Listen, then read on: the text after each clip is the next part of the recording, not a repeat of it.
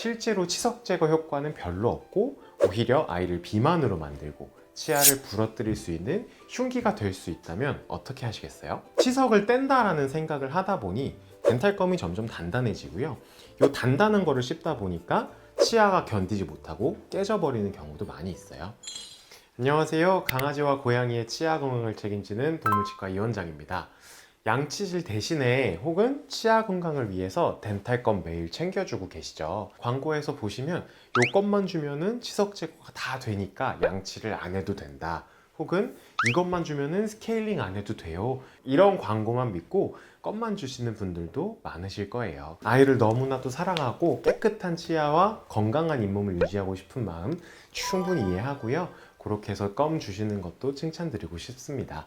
근데 만약에 그 덴탈검이 실제로 치석 제거 효과는 별로 없고 오히려 아이를 비만으로 만들고 치아를 부러뜨릴 수 있는 흉기가 될 수 있다면 어떻게 하시겠어요?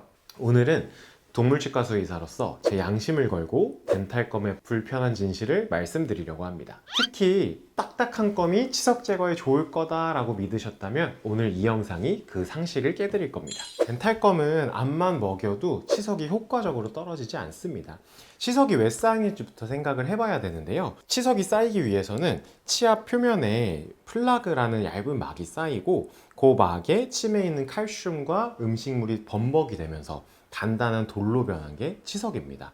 단순히 껌 좀 씹는 정도로 이 치석은 절대 떨어지지 않고요. 그리고 이 치석을 뗄 때 제가 실제로 스케일링 할 때도 보면 초음파 스케일러로 치석에 직접적인 타격을 줌에도 불구하고 쉽게 안 떨어지는 친구들이 많습니다. 덴탈검이 그렇게 효과가 좋다면 사람용 껌이 나오지 않았을까라는 생각을 해보기는 합니다. 사람도 양치질을 매일 하고 치실도 쓰고 치간 칫솔도 쓰더라도 이미 붙어있는 치석은 떨어지지가 않는데, 그렇게 열심히 관리를 해도 안 떨어지는 치석이 껌만 먹는다고 과연 떨어질까요? 그리고 또 하나 중요한 점은 치석껌만으로는 가장 중요한 치아 고랑에 있는 치태나 치석을 제거할 수는 없습니다. 가끔 보면 우리 치석검 효과가 있어요 라고 광고하는 부분도 있습니다. 그 부분이 틀리다는 얘기는 아니고요. 대부분의 덴탈검 연구들을 살펴보면 치석이 있는데 치석이 줄었다라는 연구는 극히 드물고요. 대부분의 경우에는 스케일링 후에 치아를 깨끗하게 만든 상태에서 덴탈검을 줬더니 치석이 생기는 속도가 늦어졌다라는 연구들입니다. 덴탈검은 주셔도 괜찮습니다. 다만 덴탈검을 줘서 치석이 떨어질 것이다 라고 기대를 하게 되면 그게 문제가 되는 거고, 여기서부터 모든 문제가 시작된다고 보시면 됩니다. 치석을 뗀다라는 생각을 하다 보니 덴탈검이 점점 단단해지고요. 이 단단한 거를 씹다 보니까 치아가 견디지 못하고 깨져버리는 경우도 많이 있어요. 그래서 덴탈검, 치석관리용 껌이라고 한 것들 중에서 과하게 단단한 게 있다, 내 손톱이 들어가지 않거나 내가 씹어도 아픈 것들이 있다라고 한다면 그 껌들은 안 주시는 게 좋습니다. 지금부터 덴탈검의 숨겨진 위험에 대해서 말씀드릴게요. 첫 번째는 높은 칼로리와 비만입니다. 덴탈검 아이들 굉장히 좋아하고 굉장히 맛있어 합니다. 입에 들어가는 맛있는 것 중에 살 안 찌는 건 없거든요. 조금 뚱뚱한 아이들에게 간식 뭐 주세요 라고 여쭤봤을 때 저는 간식 아무것도 안 줘요 라고 하시는데, 여쭤보면은 덴탈검을 하루에 2개씩, 3개씩 주시는 경우도 많이 계세요. 덴탈검은 보호자분들이 생각하시기에 치석 제거용 영양제 내지는 치아관리 용품 정도로만 생각을 하시는 분들도 많은데요. 사실은 굉장히 많은 칼로리를 가지고 있습니다. 그래서 덴탈검을 많이 먹게 될 경우에 비만이 될 수 있어서 요거는 조심해야 합니다. 사료 외쪽으로 하루에 2개씩, 3개씩 덴탈검을 주게 될 경우에는 비만으로 직결될 수가 있어요. 사람도 생각해보면 새끼 다 식사하고 밥 먹을 다음에 매번 디저트로 케이크를 먹거나 빵을 먹거나 그러면 굉장히 비만이 되기 쉽죠? 같은 원리라고 생각을 하시면 됩니다. 만약에 아이가 밥 먹고 나서 양치를 한 다음에 꼭 뭔가를 줘야 한다, 덴탈검을 줘야 한다 하면은 한 개를 잘라가지고 여러 번 주시면 이런 비만이 생길 확률을 조금 줄여줄 수 있습니다.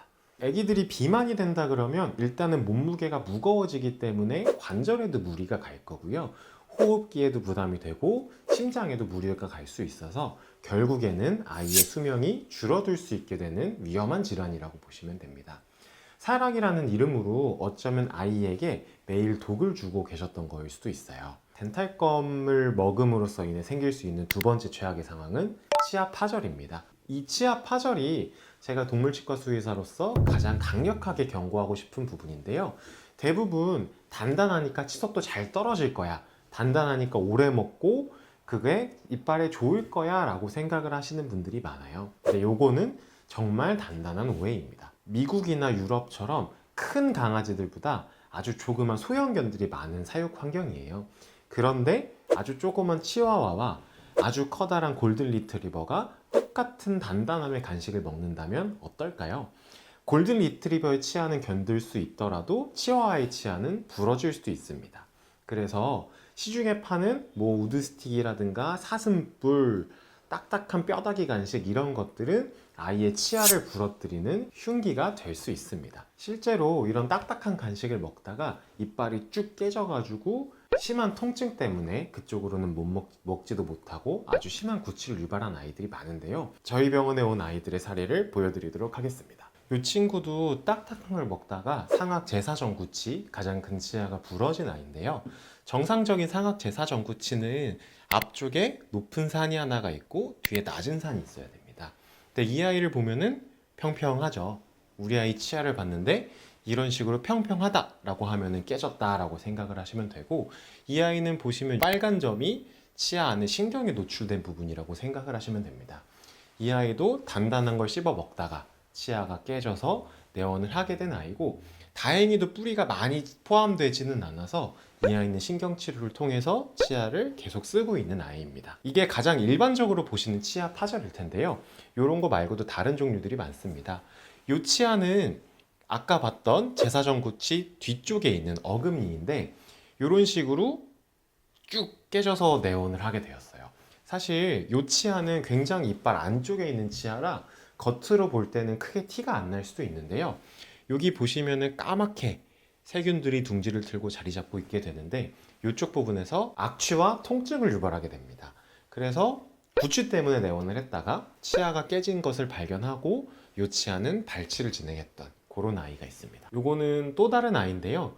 이 아이는 아까 봤던 상악 네 번째 작은 어금니예요. 근데 아까와는 다르게 이 입천장 쪽 뿌리와 겉으로 보이는 뿌리 사이가 쩍 하고 갈라져서 여기 염증도 생겨 있고 안에 플라그도 많이 쌓여 있고 염증 물질도 같이 쌓여 있는 그런 상황이라고 보시면 됩니다.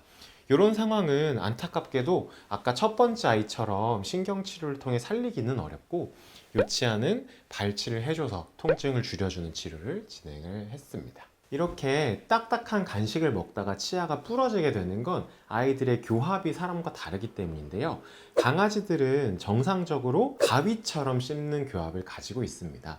근데 이 가위로 너무 단단한 거를 씹다 보니까 가위 날이 나가듯이 아이들의 치아가 깨지는 거라고 생각을 하시면 이해가 쉬우실 겁니다. 제가 1000번 넘게 수술을 하는 중에서 이런 식으로 치아가 깨진 애들의 대다수가 딱딱한 간식을 먹다가 온 아이들이 굉장히 많습니다.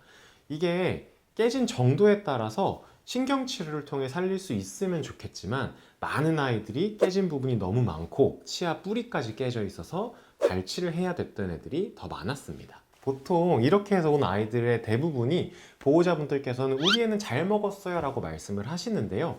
시간이 오래 지날수록 깨진 쪽의 치석이 깨지지 않은 쪽의 치석에 비해서 훨씬 많이 쌓이는 것을 볼 수 있어요. 이게 뭐를 의미하냐면 깨진 부분은 잘 안 쓴다라는 뜻이거든요. 결국에는 그쪽이 불편하고 아파서 안 쓰는 중인데 아이들은 말을 하지 못하기 때문에 아픈 쪽을 피해서 조심조심 고통을 참아가면서 매번 먹는 거를 두려워하면서 아주 조심조심 밥을 먹고 있는 상황이었을 겁니다. 사람을 생각해봐도 신경이 노출되거나 아픈 치아가 있으면 찬물만 먹고 바람만 불어도 굉장히 시린데요. 아이들은 이렇게 아프고 고통스러운 상황 속에서도 말도 못하고 그저 조용히 참는 수밖에 없었을 겁니다. 제가 서울대 출신 동물치과 수의사로서 단호하게 말씀드릴게요. 이 세상에 양치질을 완벽하게 대체할 수 있는 기적의 덴탈검은 존재하지 않습니다. 가장 확실하고 안전하면서 아주 경제적인 유일한 방법은 매일매일 칫솔질을 하는 것입니다. 물론 양치질하는 거 굉장히 어렵습니다. 그래서 하기 쉬운 방법을 지난번 영상에 말씀을 드리기도 했는데요. 그럼에도 불구하고 양치질을 꾸준히 해주시는 것이 굉장히 중요하고, 덴탈검이 양치질을 대체할 수 없기 때문에 양치질이 어려운 아이들은 덴탈검이나 플라그오프 같은 구강 보조용품들을 같이 사용을 하는 것이 추천이 되고, 양치질 안 해도 돼는 잘못된 생각입니다. 그래서 오늘 내용을 정리해 보자면, 덴탈검은 치석을 제거할 수 있는 치료제보다는 치아 관리에 도움을 주는 보조제일 뿐입니다. 오히려 지나치게 딱딱한 껌은 아이들의 치아를 부러뜨리는 흉기가 될 수 있으니까요. 덴탈검을 고르실 때 너무 단단하거나 내가 씹어도 아플 정도의 껌은 주시지 않는 것이 좋습니다. 오직 보호자님의 하루 1분 그 꾸준한 사랑과 정성이 담긴 칫솔질만이 아이의 치아 건강을 지켜주는 유일한 방법입니다. 그 위대한 실천을 오늘부터 같이 해보시죠. 오늘 영상도 도움이 되셨다면 구독과 좋아요 부탁드리고요. 추가적으로 궁금한 것 있으시면 댓글로 달아주시거나 병원으로 문의 주시면 친절하게 답변 드리도록 하겠습니다. 만약에 우리 아이 입에서 입냄새가 많이 나거나 양치를 하다 피가 나거나 한쪽으로만 씹는 것이 보이고 오독오독 잘 씹던 아이가 씹는 걸 망설인다, 그렇다 그러면 동물치과 방문하셔가지고 구강 내 이상은 없는지 진료 한번 받아보시는 것을 추천드립니다. 지금까지 마포 오복동물치과병원 이상형 원장이었습니다. 감사합니다.